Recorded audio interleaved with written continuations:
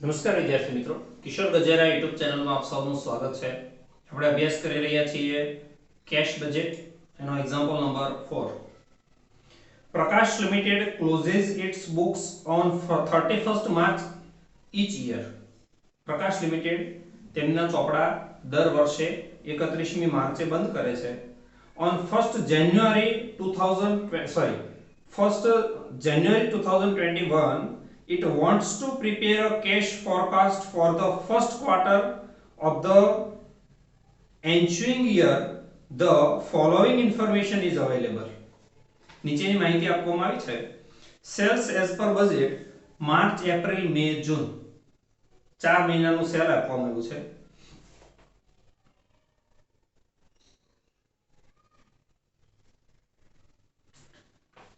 The details of cost of sale for the month of March. બરાબર ધ્યાન આપજો. March મહિનાના કોસ્ટ ઓફ સેલ ની ડિટેલ્સ માર્ચ મહિનાના.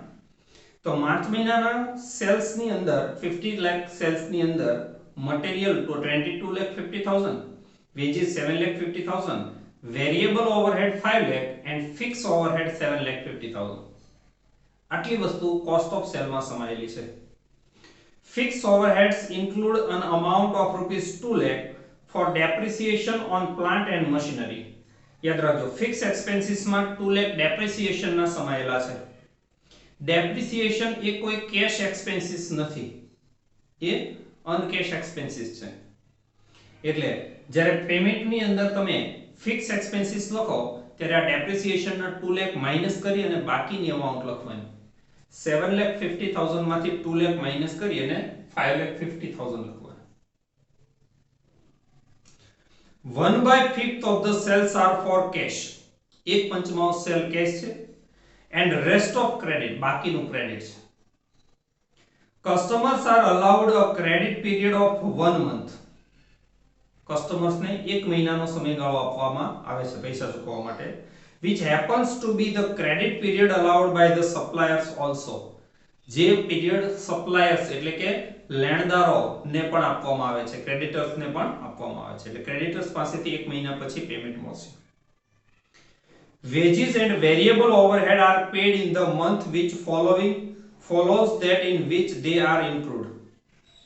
જે મહિનામાં થયા હોય વેજીસ અને વેરિયેબલ એક્સપેન્સીસ એ પછીના મહિનામાં ચૂકવાય છે. Material and labour cost are strictly variable. Material અને લેબર બંને વેરિયેબલ કોસ્ટ છે. Fix overheads to be paid in the same month. Fix overhead એ જ મહિને ચૂકવવામાં આવે છે. During June 21, income tax of rupees 6 lakh is to be paid. એટલે જૂનની અંદર ઇન્કમ ટેક્સ પેમેન્ટમાં લખાશે 6 lakh જાવકમાં. A bonus of rupees 3 lakh in May. મે મહિનાની અંદર જાવકમાં પેમેન્ટમાં બોનસ લખાશે 3 lakh.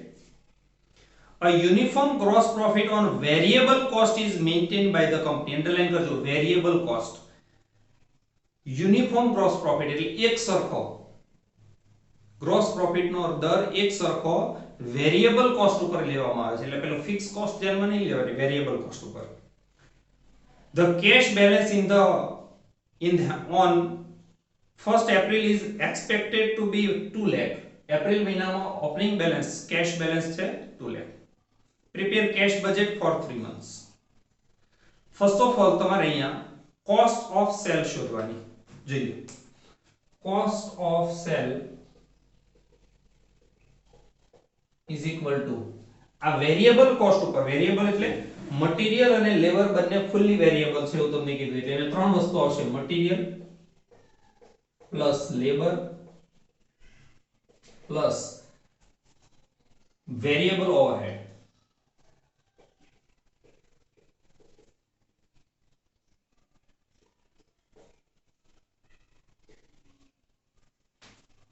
ત્રણ વસ્તુનું total A cost of cell કહેવાશે. આપણે માર્ચ મહિનાની વાત કરવાની છે તો માર્ચની અંદર મટીરીયલ કોસ્ટ છે 22,50,000, લેબર કોસ્ટ છે veggies 7,50,000 and variable overhead 5 lakh. આનું ટોટલ એ કહેવાશે cost of cell 35 lakh.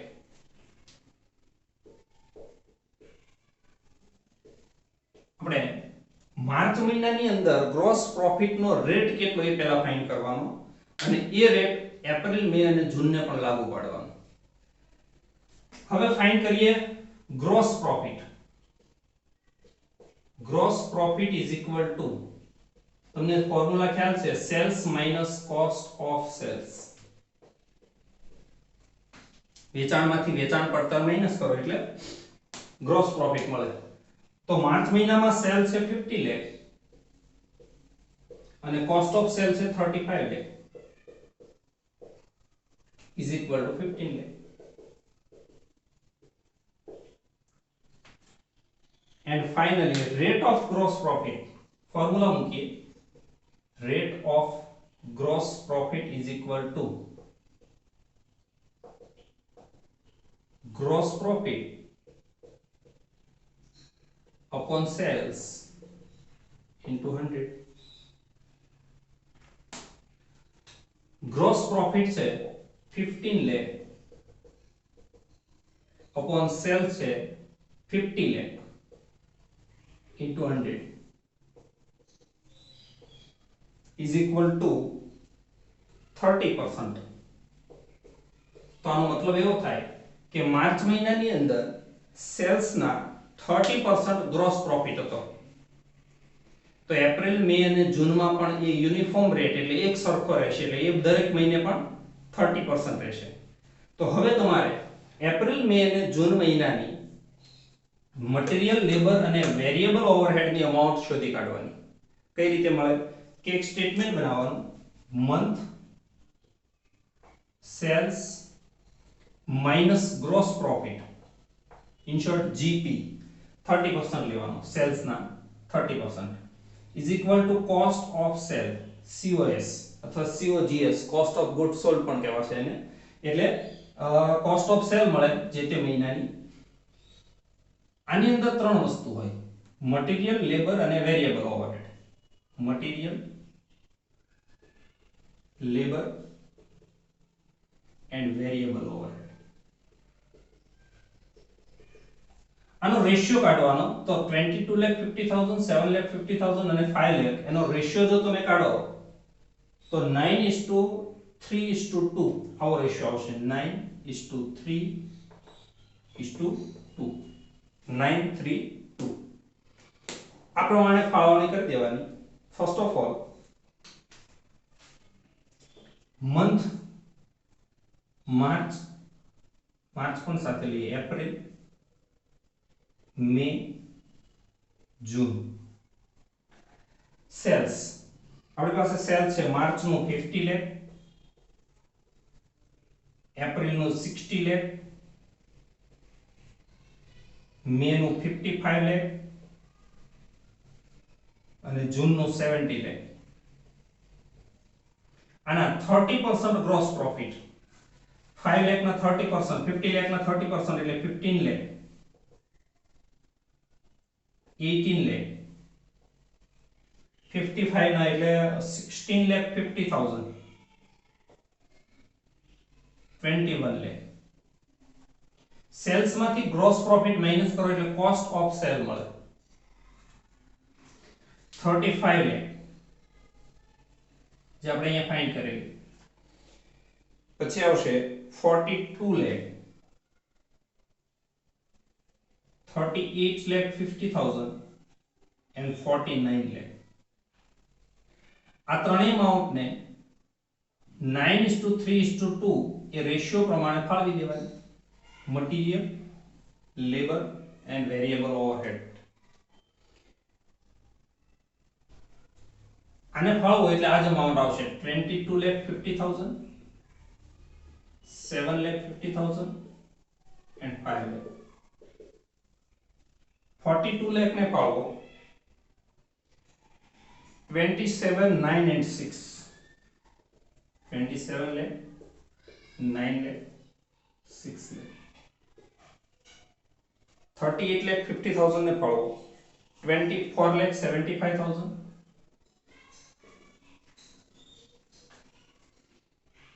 8,25,000, 5,50,000. 49 lakh ને ફાળવો 31,50,000, 10,50,000 and 7 lakh.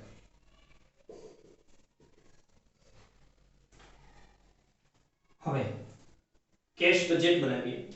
Opening balance 2 lakh.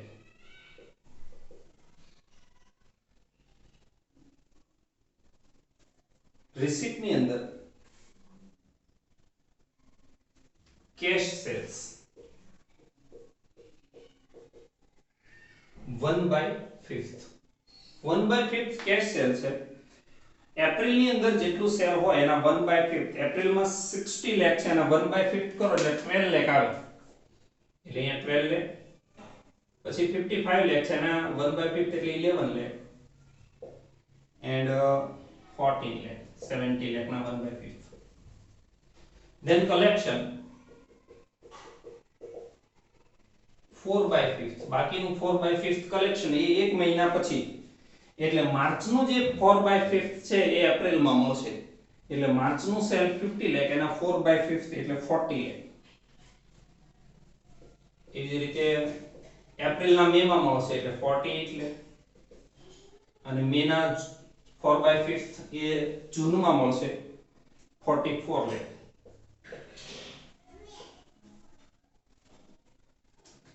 Now payment to creditors.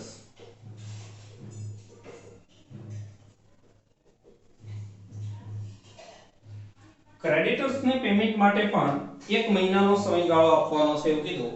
હવે અહીંયા ક્રેડિટર્સ એટલે શું? પરચેઝ તમને આપ્યું નથી, પણ પરચેઝ એ આ મટીરીયલ કહેવાશે. Material is purchase.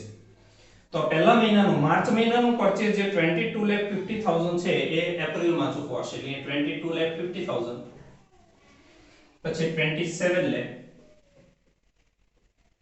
24,75,000.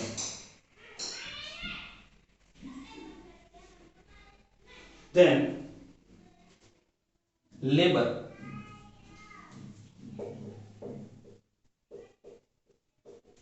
આ લેબર માટે તમને એવું કીધું છે કે જે મહિનાની હોય એ જ મહિને ચૂકવી દેવામાં આવે છે. સોરી, મટીરીયલ,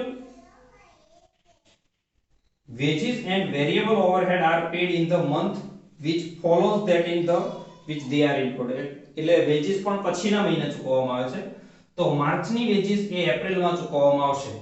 એટલે માર્ચના 7,50,000 એ એપ્રિલમાં, મેના 9 લાખ જે એપ્રિલના છે, અને 8,25,000 જે મેના છે. Labour and variable overhead. Variable overhead also 5 lakh, 6 lakh and 5,50,000.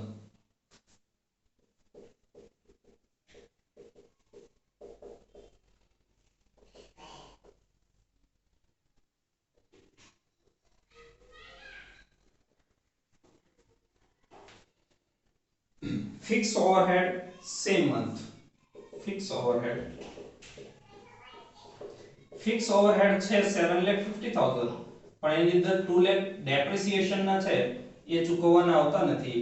એટલે દર મહિને 5,50,000 એ ફિક્સ ઓવરહેડ પેટે ચૂકવવામાં આવશે. 550. Income tax 6 lakh paid during the month of June.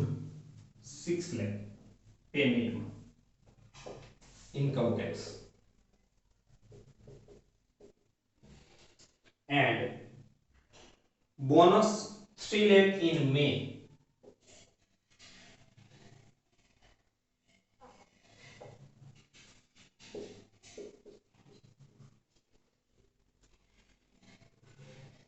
Okay. Now total payment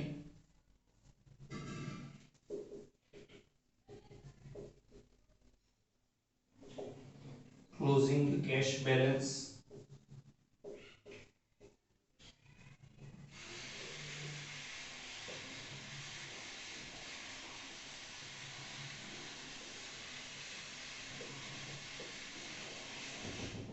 total receipt